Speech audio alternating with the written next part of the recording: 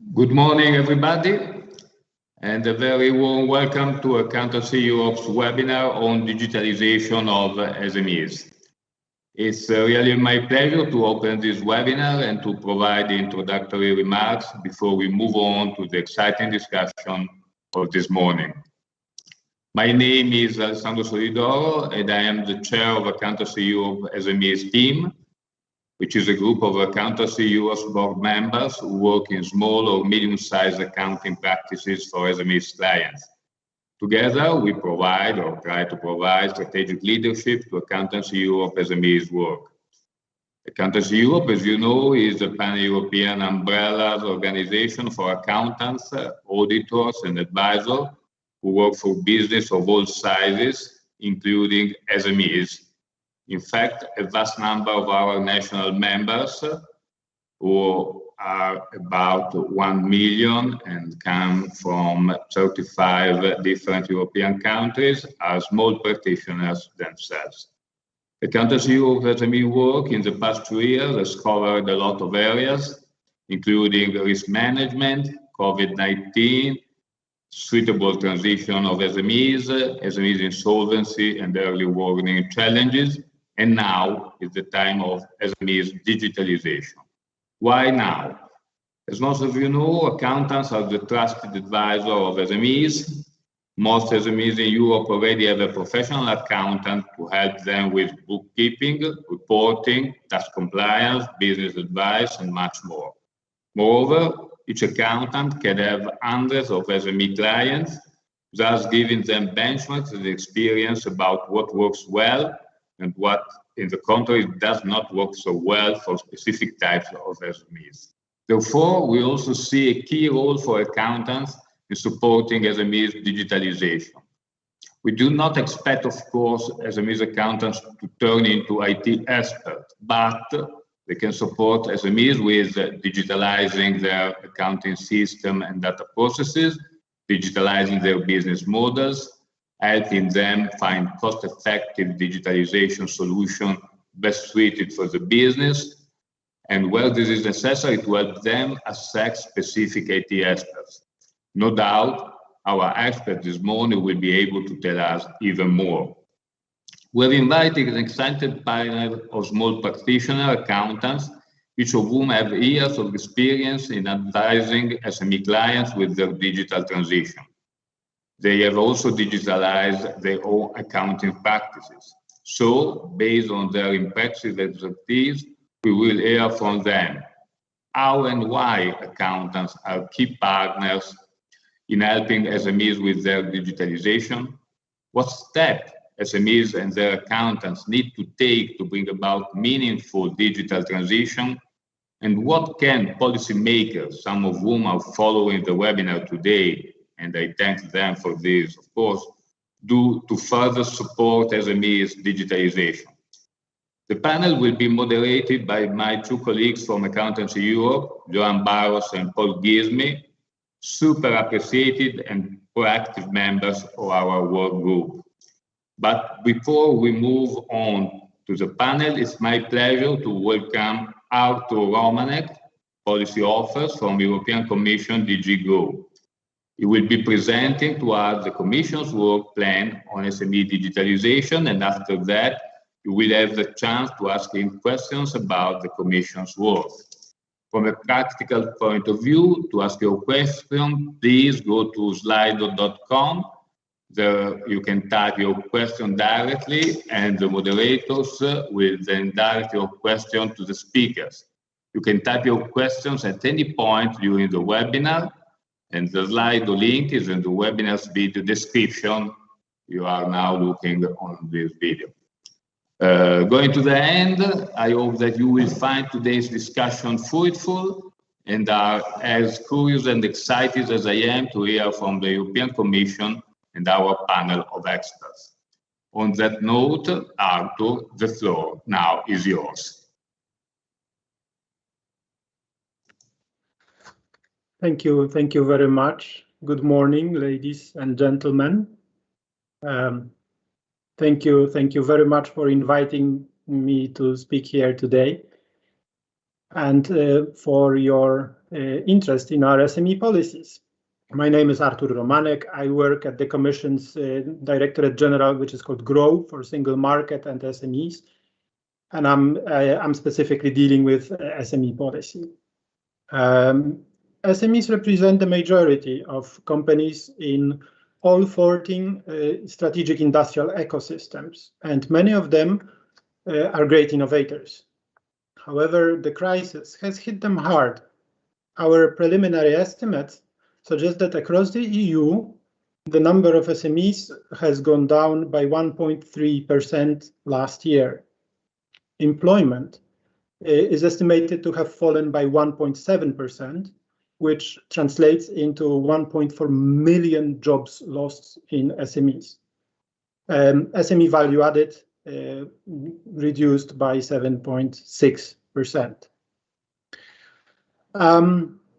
Our SME strategy, therefore, sets out measures to support small businesses' recovery and the transition to sustainability, digitalization, and resilience. These 3 points, sustainability, digitalization, and resilience, are the cornerstones of our business policy, and they are present in basically everything that the Commission is now doing in terms of policies. So the strategy fits into those 3 objectives, and all of the 33 actions that are announced in the SME strategy have by now started. The majority of them are now in full swing. Among them are actions related to providing sustainability advice, reinforcing digital capacities, and supporting member states as well in fighting late payments. For instance, we are providing practical support and information to SMEs via our support services, such as the Enterprise Europe network, which has also been reinforced to include now dedicated sustainability advisors. Our recently adopted industrial strategy update increases resilience across all industrial ecosystems. SMEs and startups will strongly benefit from a strengthened single market, reduced supply dependencies, and the accelerated green and digital transition. So digitalization is a key enabler for this transition. And by 2030, the Commission wants 75% of EU companies to use cloud, to use artificial intelligence, and to use big data. At the same time, we have another target specifically aimed at SMEs. We want 90% of SMEs to reach a basic level of digital intensity. So in our strategy, there is a range of actions that support digital transition in SMEs. And the key actions, I would like basically mostly to highlight the network of digital innovation hubs. You may have already heard about them. SMEs will be the key target group of the network of more than 200 European digital innovation hubs. Such a hub is meant to be there in each and every region in Europe. And the key objective is that these hubs provide user-friendly and targeted advice on digitalization so that every SME can have advice nearby. It's also important to stress that these digital innovation hubs, the range of service is going to be very broad, so they will offer advanced services and testing facilities for very advanced startups and SMEs, but they are also charged and responsible for providing assistance to companies that want to digitalize at much more basic levels, but do not know how to do it. So basically, the hubs will offer support to everyone. Another action is the Digital Volunteers Program. This is an action under which employees of large enterprises will mentor employees of SMEs and transfer their digital knowledge to those companies. We have started to pilot this action, and this is basically action that works along supply chains for the time being. We're aiming at opening it up as from next year to make it work outside of supply chains as well.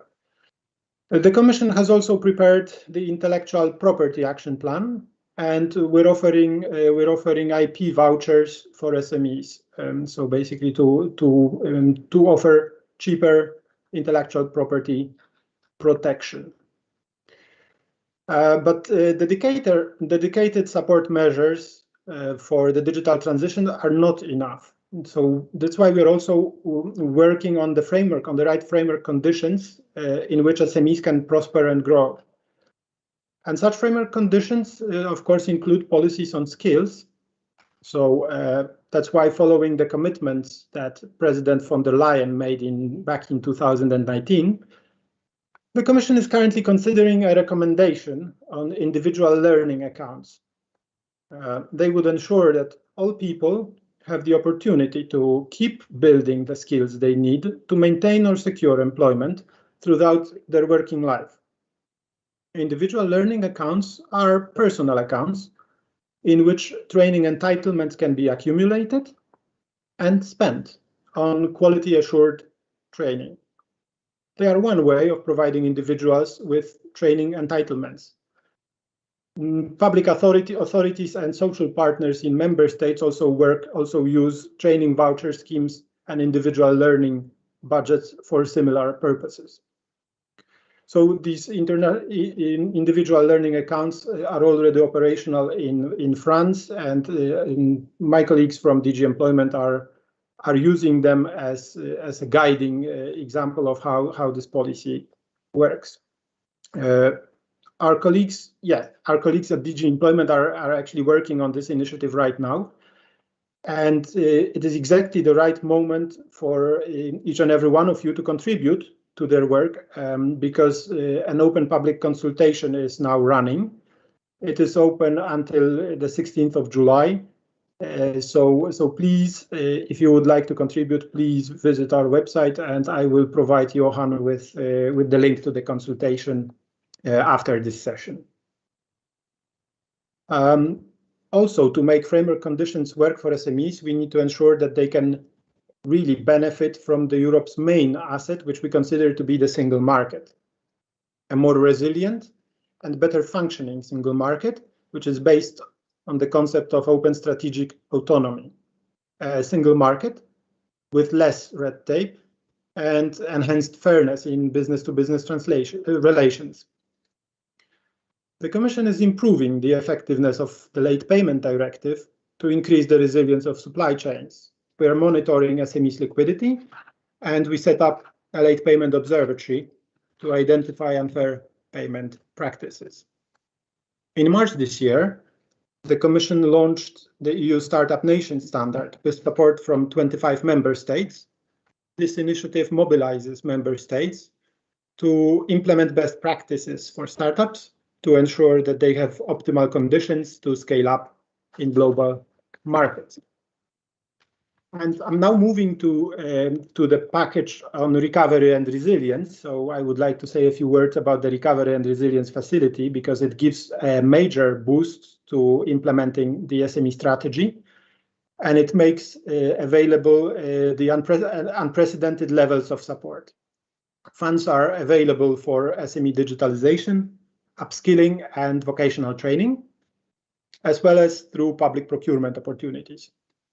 SMEs will also benefit from reforms in public administrations and modernization of procedures. Of course, all these procedures and public administrations are also going increasingly digital, and there is an increasing number of things that can be dealt with online. We at the Commission are now at the process of assessing the national recovery and resilience plans from member states, and we will monitor their implementation to make sure that, in particular, at least 37% of funding is dedicated to green investments, and at least 20% goes to digitalization. So you clearly see that these two objectives of boosting sustainability and digitalization are very strongly reflected in the recovery package. So basically, I would like to conclude by inviting you to use the services and funding we are making available for SMEs. First and foremost, it's the Enterprise Europe Network. You may be familiar with it. It has more than 600 member organizations, which offer tailored services to SMEs. Advice is free of charge because this service is supported by the Commission, and there is really a broad range of areas covered. Access to finance is among the most appreciated ones. It's not that the network offers access to finance, but the network offers advice and guidance, which EU funding sources would be best used for a company's needs. So there is also support in internationalization, support for finding commercial partners abroad, and encouraging peer-to-peer collaboration. Secondly, the digital innovation hubs that help companies digitalize. This is a network that is currently growing. We're expanding it. We're wanting it to be present in every what we call NUTS2 region. That's a statistical unit that Eurostat uses, but basically this is a level of really a local region.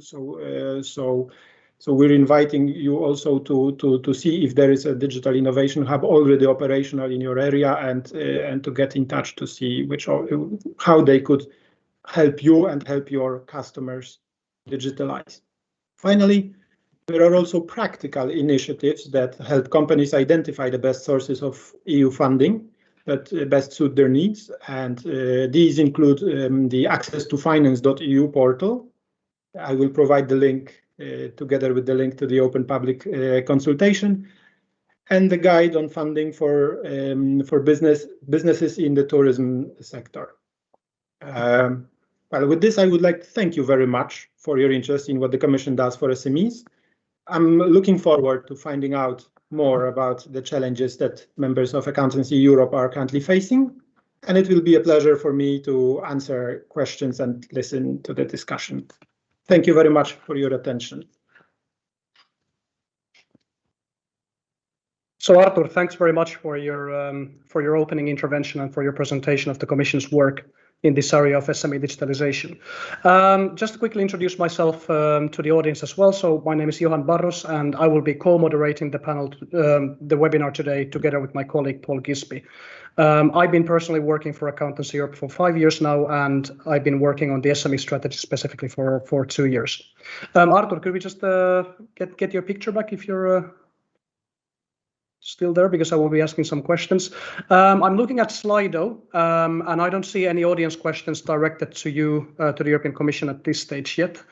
So let me just pick up from what you were saying about the SMEs digitalization challenges. So you introduced all these programs that the Commission has to basically foster SME digitalization, ranging from access to finance to improving digital skills among SMEs. So could you just take a step back and elaborate a bit more based on the Commission's surveys and research? What are the sort of digitalization challenges, main digitalization challenges that you have identified at the European Commission for SMEs? Thank you very much for the question. It's actually a very broad range of challenges because companies have a different level of understanding what they could use to make their business cases stronger. There are traditional companies that have absolutely no level of digitalization. In some countries, there are companies, corner shops, that don't even have a website or are not even using email communications. There are also, at the same time, on the other end of the spectrum, there are highly advanced startups really set up with a view of pursuing some very advanced research with using digital technologies.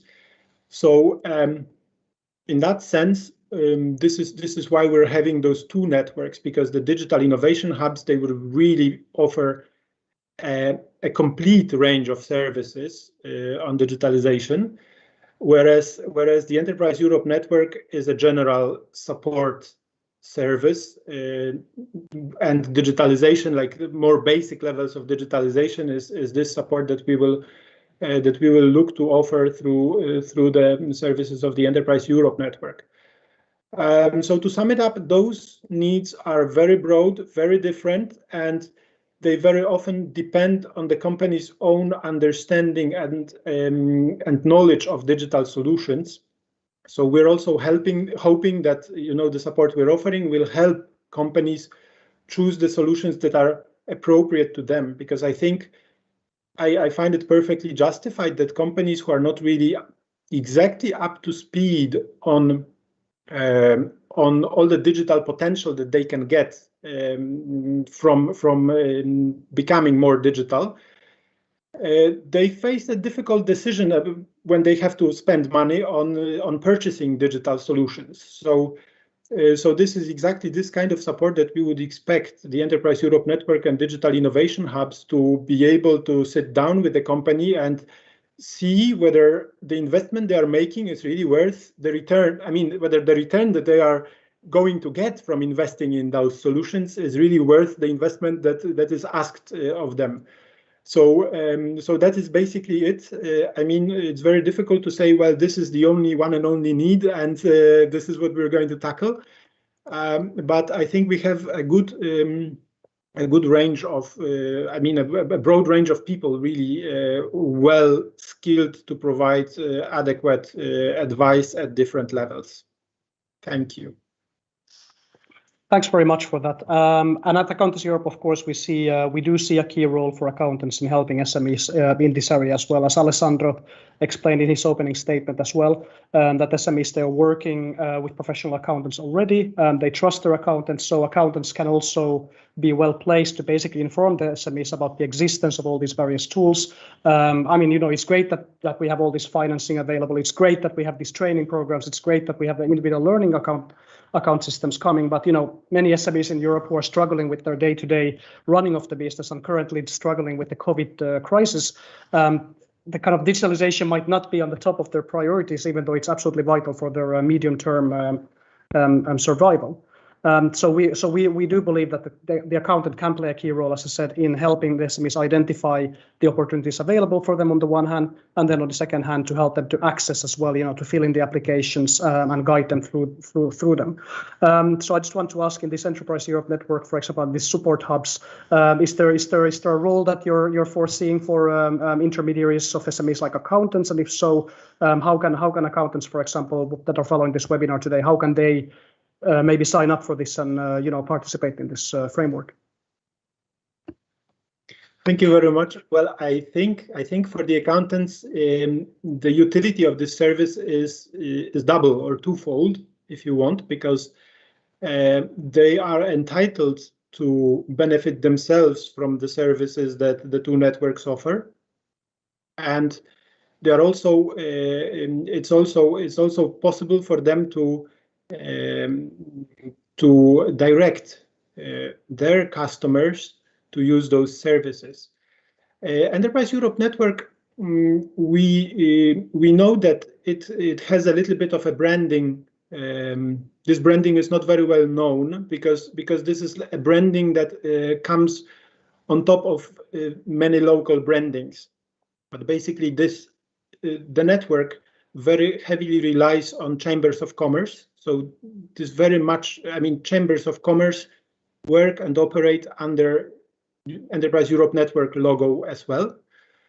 And also other business support organizations, such as innovation support organizations. And they may have a bit of a different profile, but they work in consortia. So basically, when you found your local partner, even if they don't have necessarily in-house, let's say, support on innovation, they work together in a region with another partner who has that expertise and can help. So in a way,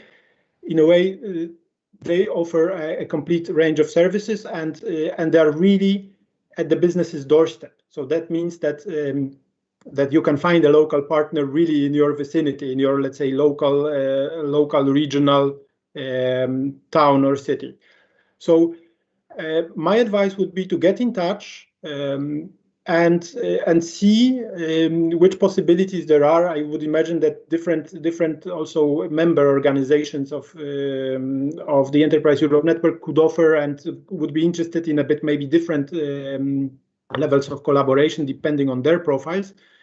but they are certainly open for business, and they are there. I will provide you with the link where you can find, there's a website, we have a website where there is a list of all the local, we call them contact points, where you can find really the nearest local point for your business.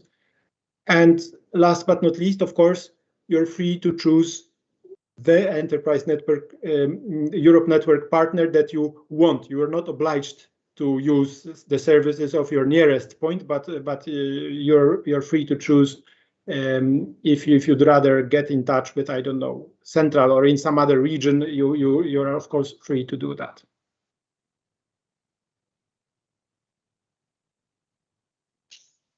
Good morning, Artur. This is Paul Gisby. I'm a senior manager at Accountancy Europe. Prior to that, I was a small practitioner myself for 25 years. Obviously, the coronavirus is still kind of high on everyone's list of priorities. We've heard a lot in the last year about how it's been an incentive for businesses to digitalise. I just wonder if the Commission has any stats or has done any work on to what degree that has provoked SMEs to digitalise, as opposed to just the big platforms, for example, and the larger companies benefiting from this. And also, I wonder if you have any views on what role digitalisation will play in the recovery. I mean, I note some statistics from Belgium recently which indicated during 2020 there was only a net loss of 800 businesses during the last year, during the coronavirus, which maybe suggests that there's problems stored up in respect of businesses. So do you feel that digitalisation has a role in actually stopping companies that could be at risk from actually going under?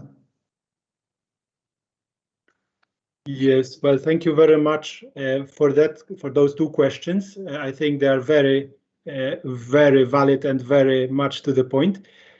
I think that your question about let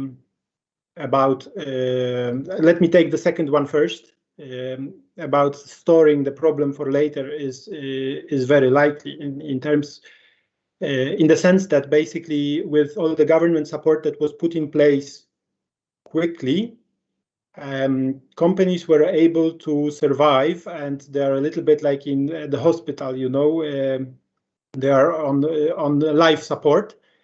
This life support has a bit reduced their levels of activity, because the government support usually is not at the level of their full business activity. It's limited at a certain threshold, but nonetheless, this let them survive.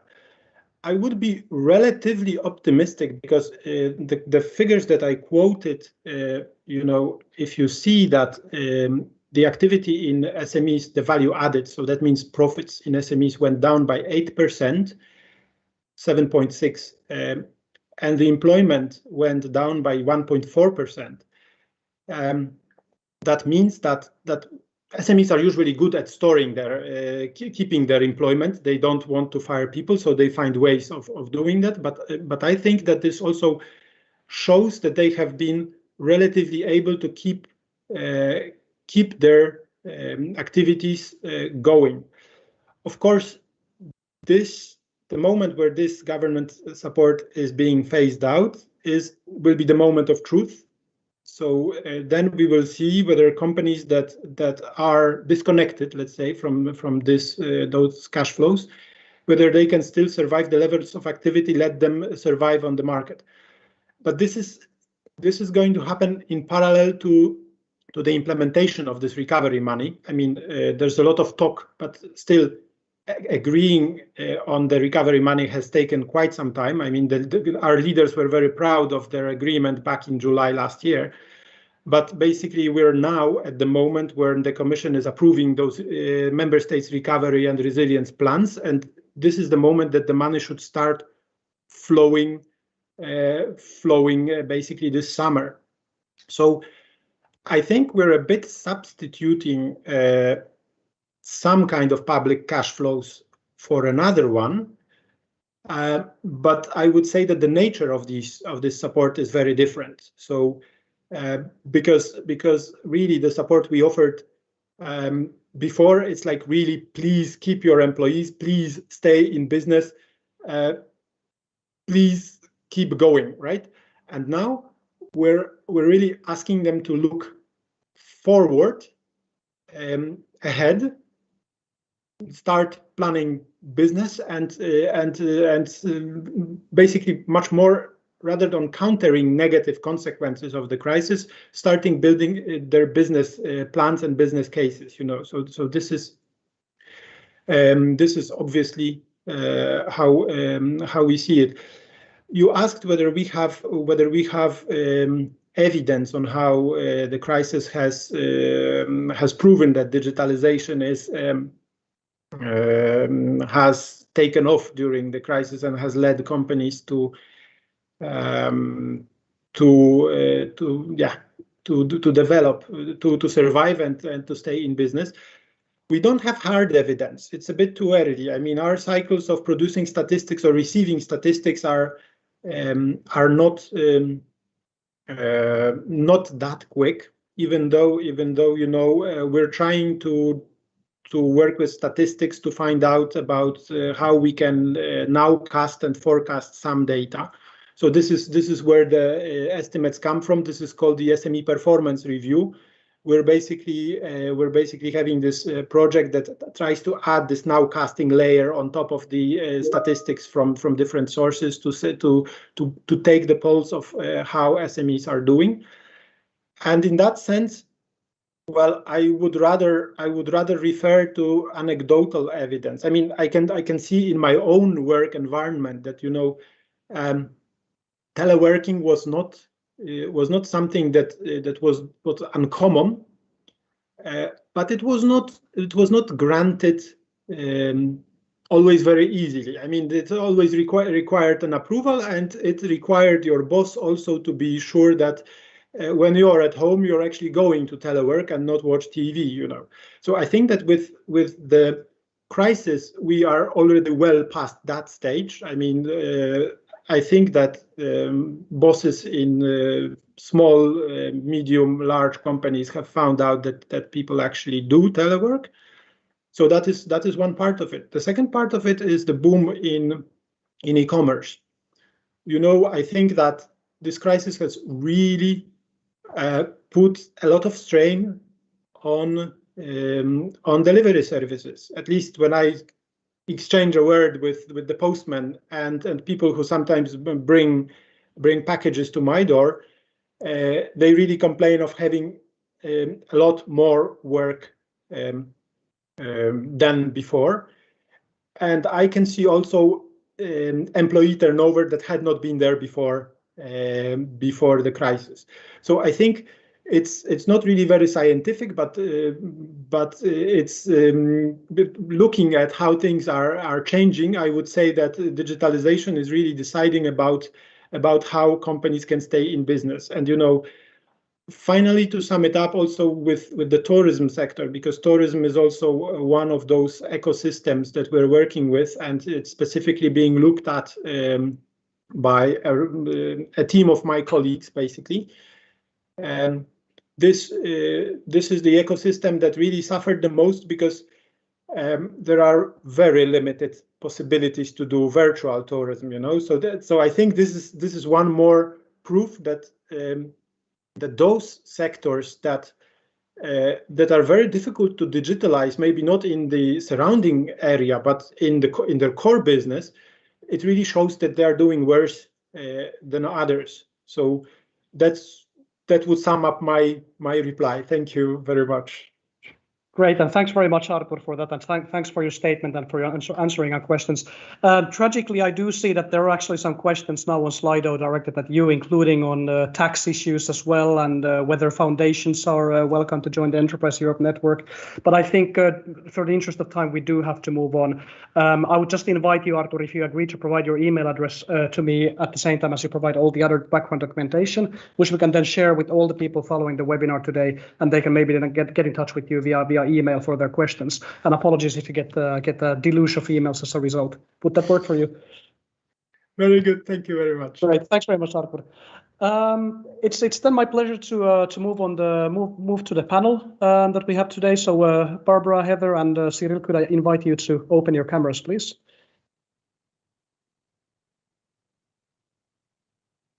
Hello. Good morning.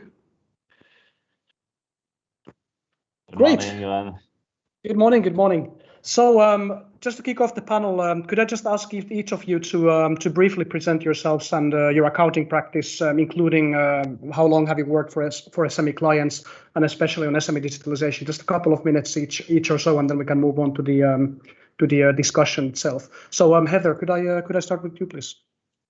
Thank you, Johan. Can you hear me okay? Excellent. So my name is Heather Smith. Hello to everyone out there.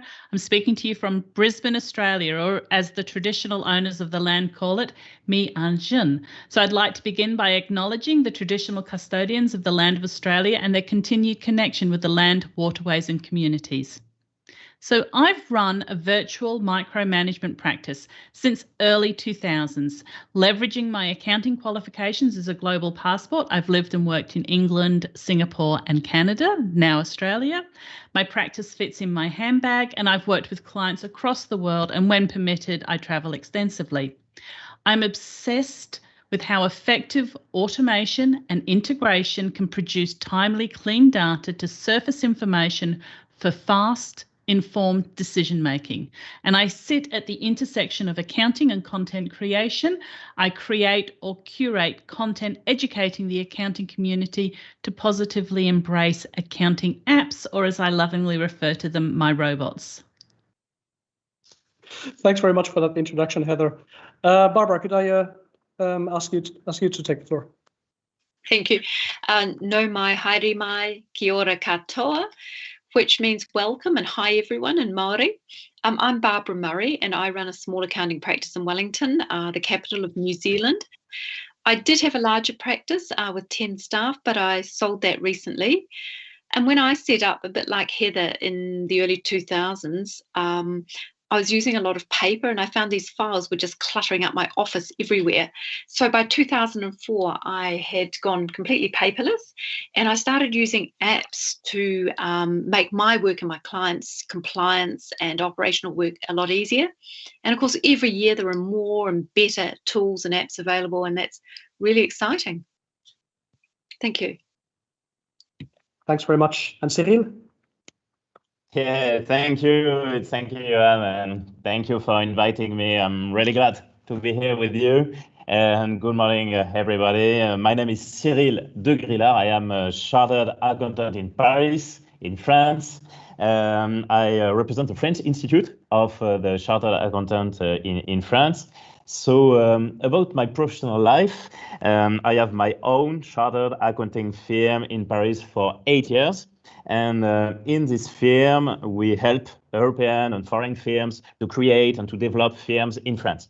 So we have a lot of SMEs with a lot of sectors like associations, services, e-business, association, etc., etc. And for the 15 last years, I have also been working a lot about digital topics, and for the accounting profession and for the client. And I am working also for the Parisian institution in an observatory, which is called the Lab 50. The Lab 50 help chartered accountant and legal auditor to improve, to reinforce their role and their value and the exploitation of data in a European and international way.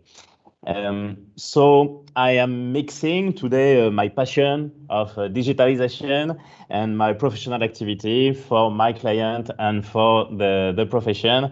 And my goal is also to give to SMEs what big firms are already doing in data and data visualization and data analytics. Paul, did you want to kick in? Okay. I was just wondering, I was going back to my days in when I was in practice.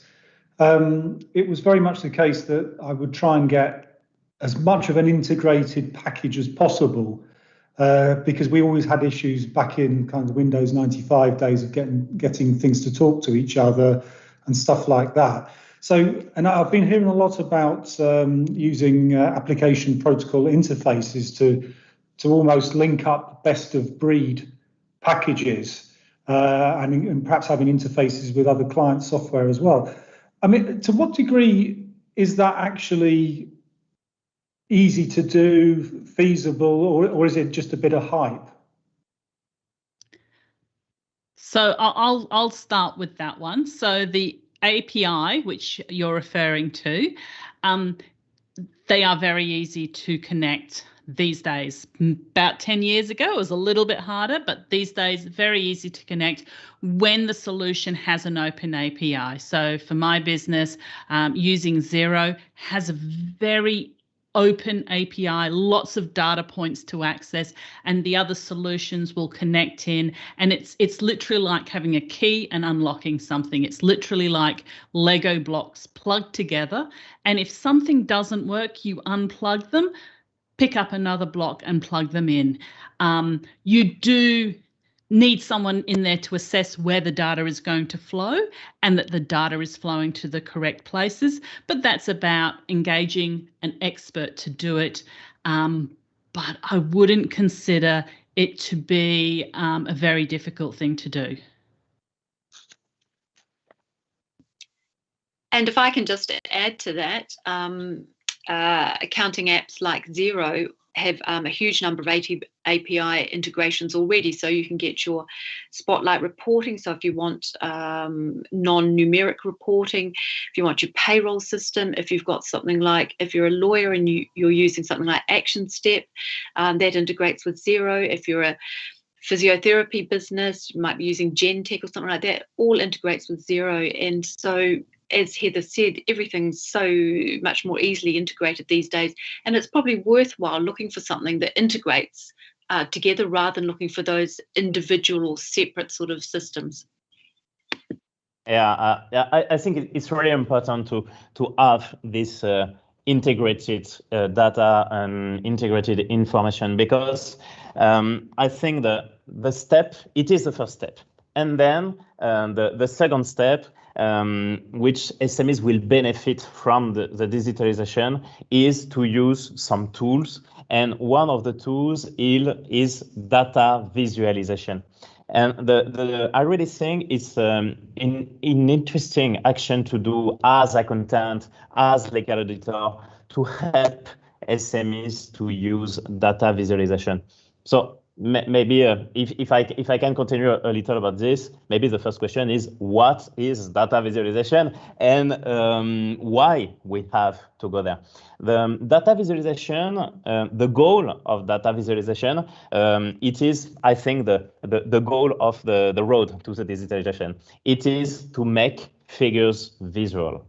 Make figures visual, it's like doing graph charts, change over time, comparison, geographical patterns. So the goal is to have a clear, a precise overview of the current situation. It is the first goal. And the second goal is to modeling different scenarios for the future. And I really think it's important. We had the previous speakers talk about them, about this, about start planning business, to go ahead, to go forward. And I think that data visualization is very important in a changing landscape. And with the COVID situation, we don't know what will happen in 2 weeks, in 2 months, etc., etc. So we have to plan, we have to do a visualization scenarios from a short, a middle, and a long term. So I think data visualization is a good point also. Sounds very convincing case that you're making for the benefits of digitalization and data for SMEs. I was just wondering, in your experience, having worked for years, as all three of you have, for SME clients in the area of digitalization, in your view, what have been the main kind of, let's say, stumbling blocks for SMEs? What have been the main obstacles really for your SME clients? Have you experienced any kind of pushback from your SME clients as well on some of your recommendations? And then linked to that, I suppose, is why do you think the accountant, accountant is the kind of number cruncher? Why is the accountant so well placed to help SMEs with digitalization? Barbara, I can continue. Or Barbara. Maybe Barbara. Okay. I was just going to say, I think sometimes there's a bit of a fear of the unknown out there, and a lot of accountants are used to doing, or certainly in New Zealand have been used to doing a lot of bookkeeping type work, a lot of basic payroll for their clients. I think they're scared that they're going to lose revenue streams from not having all that bookkeeping, and having, if there's a payroll system in place or someone's using a payroll app, that they won't be getting the revenue. But in fact, what I would say is that actually that's quite low level work.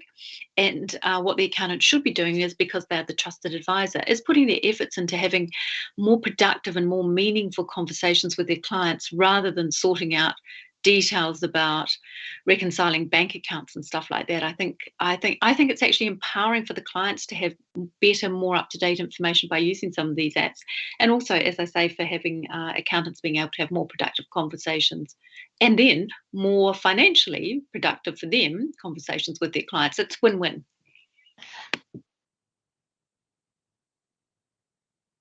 Heather or Cyril, would one of you want to continue?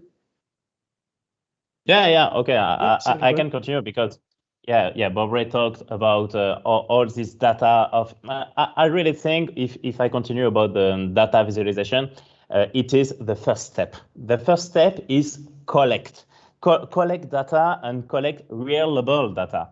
And I think that the main goal for accountant and chartered accountant and legal auditor is to continue to have the most reliable data as possible. But we are the best one to do this. We are the best one to do this because we have, from the beginning, we work for having a more reliable data. So I think we are really in the middle of the process of financial data. We have always worked for structured data. In France also, we have also a lot of work about the structuration of data. And it's really useful for the French accountants. And so the goal to have this more reliable data is to do some action for the client. Action for the client about data visualization, of course. The second action is to help the SMEs to digitalize their accounting systems. We already talked about this. We don't have to move into IT experts like Alessandro Solidoro told at the beginning. It's not at all the point. It's to help them to use and to have a better digital way. And the second action is to help our SME client for the digital transformation as a new business model. And this new business model will be for us as accountant and for our client. And for example, I would like to talk about the e-business. The e-business, as you know, with the COVID situation, we had a big boom about about this new kind of sailing, etc., etc. But as accountant, we have all the skills and all the competencies to help the client to go into the e-business. We can help to have a better financial health. Of course, it is our job as accountant, and data visualization can help. We can help for the new bookkeeping, the new accountancy as e-business. Of course, it is already our job, and we can, of course, do it.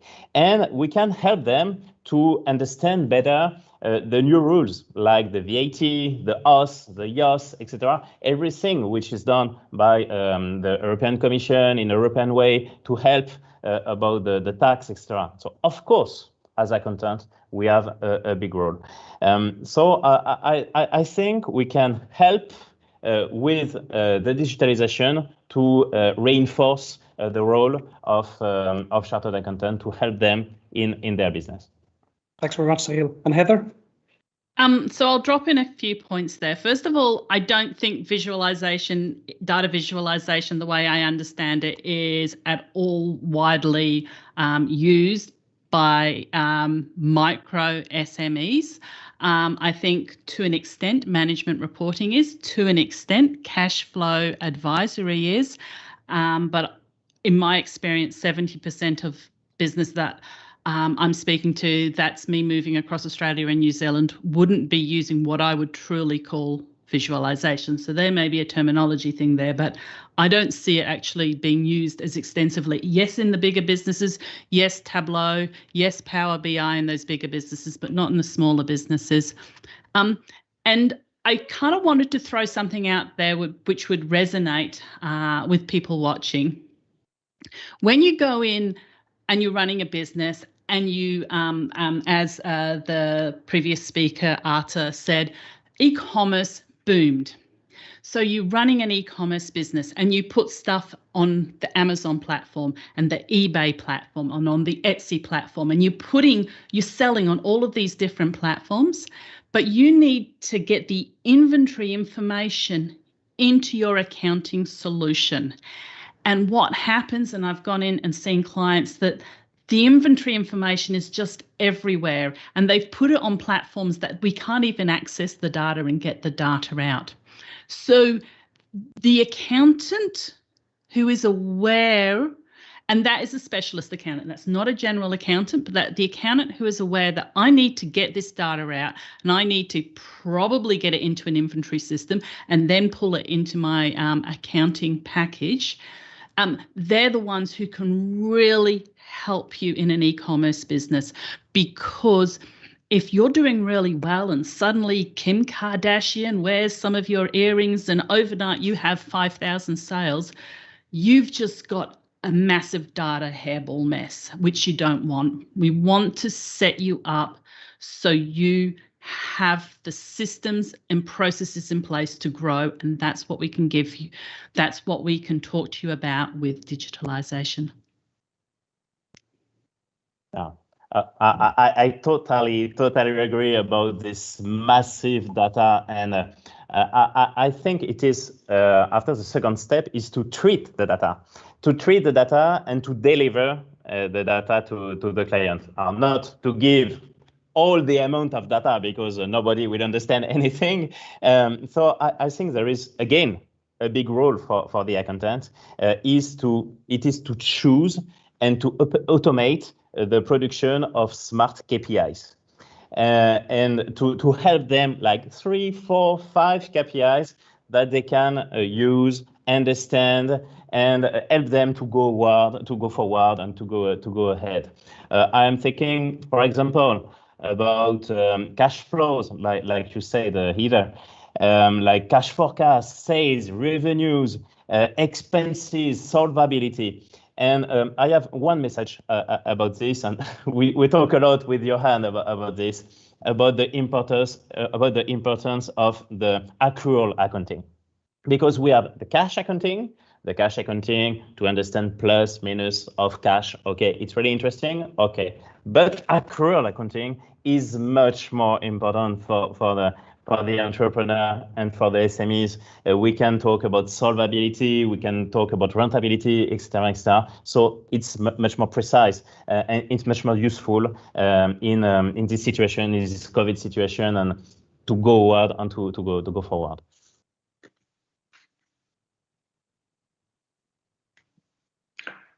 Thank you for all your answers. As either current or former practicing accountants, in your experience, and this is an open question to all of you, what are the main challenges that SMEs face in digitalisation?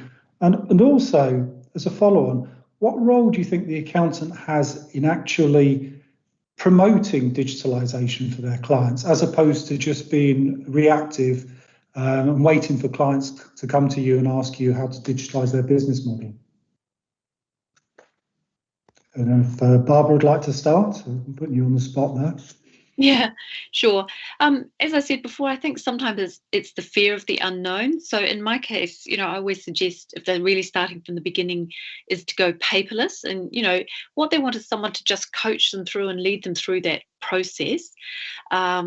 And often what I find is because I might know what our lawyers are using or what our physios are using, physiotherapists are using, or our doctors, clients. And so what I can suggest is, if that's what they're using, then a new client, I'll talk to them about using maybe the same sorts of things, maybe get them to talk together.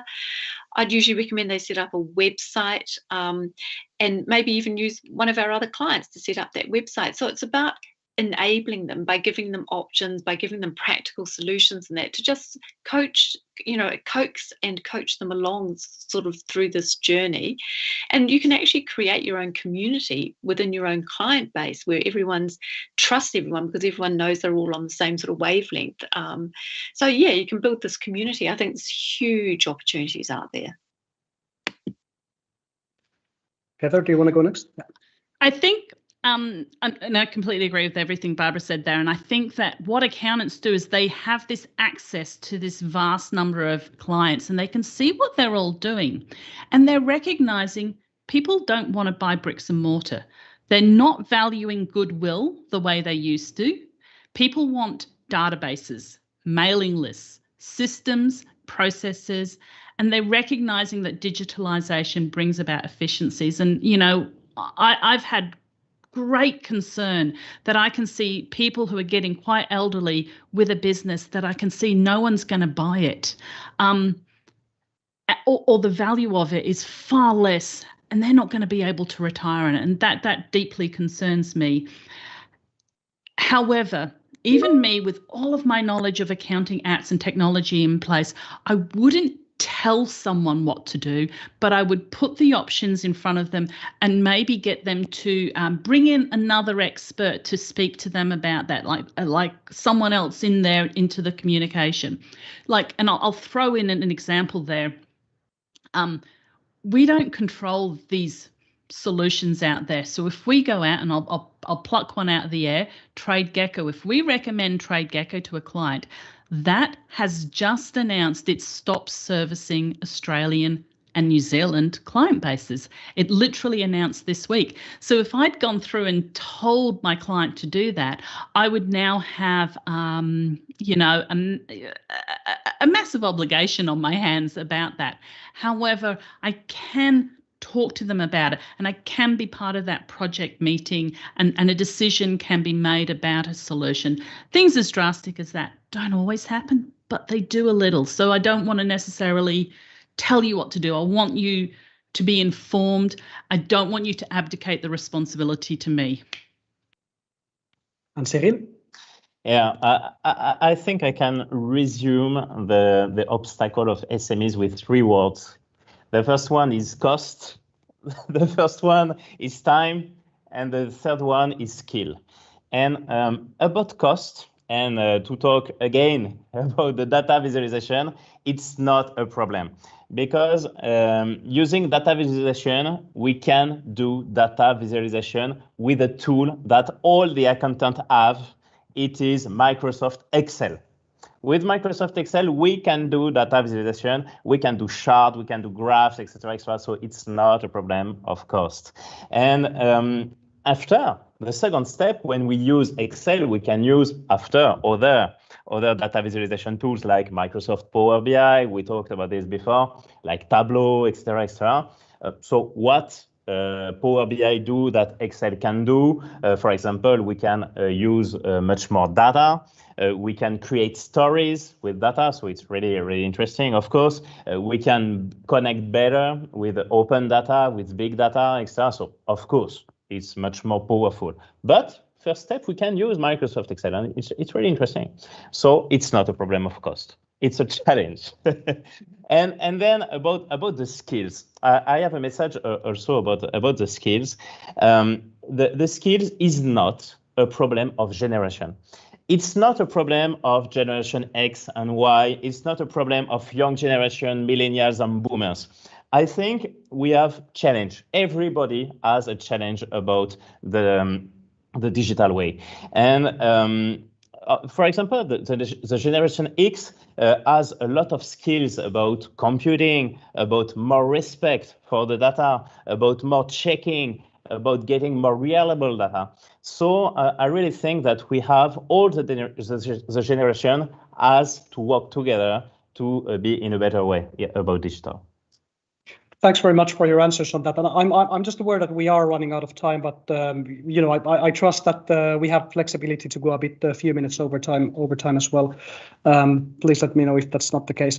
We do have some questions on Slido as well, but actually the three of you have been really good at preempting these questions. So I think you have actually answered a lot of them around data and practical challenges and skills as well. But actually, I do want to go a bit more into that question of skills because we do have a specific question on that as well. So what does the accountant need to have as skills? You know, as an accountant, how do I need to update my skills to be able to help my SME clients in the path to digitalization?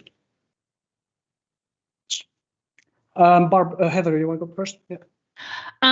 I think there's a massive opportunity to deeply niche or specialize in a particular area and thus specialize in those skills in that particular area. So if you like the technology side of it, specialize in that. If you like the data, and I do think that you should spend some time looking at the data, and I know that I think you'll be aware of the ACCA qualification has recently built out a special data certification, but you can deep dive into that data area. One of the accountants actually in New Zealand told me that what made a massive difference for them was an active listening skills course, which is sensational. And there's a lot of soft skills courses out there, which are actually the hard skills, but we call them the soft skills. Those sorts of skills in terms of like, we actually ran storytelling workshops to help the accountants sit back and actually tell the story and not just put the numbers in front of their client base. So hopefully that's a few ideas there, but I'm sure other people have got other thoughts there to add to that.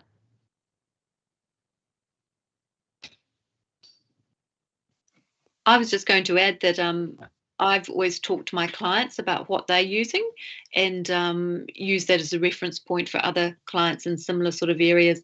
But the reality is that when I decided to use Xero way back in 2006, 2007, I actually did have to sit down and actually spend some time getting to learn and understand it.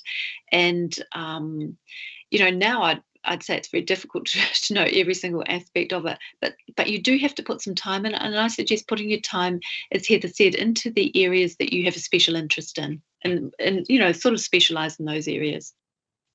Can I interject on that comment that Barbara made?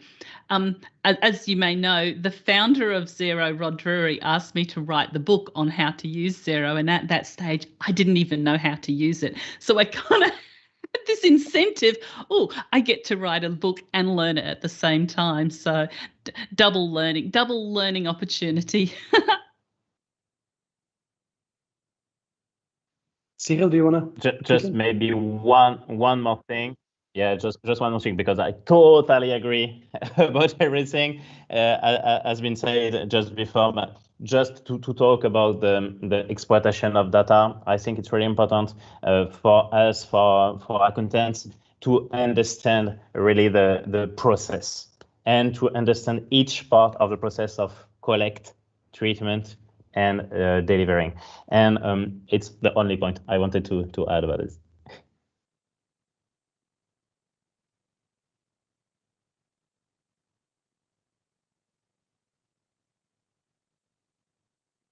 Okay, thank you all. Well, I think we now officially have run out of time. It's obviously a conversation that could go on for considerable time more. So if we get the demand, perhaps we'll invite you all back in the future to carry on this. One question actually in the Slido did remind me of something, and as we are talking about e-commerce effectively, I would just like to remind everyone listening that there are significant e-commerce changes for VAT purposes from the 1st of July. And someone reminded us that not only are these significant changes, but they will require significant changes to accounting systems as well.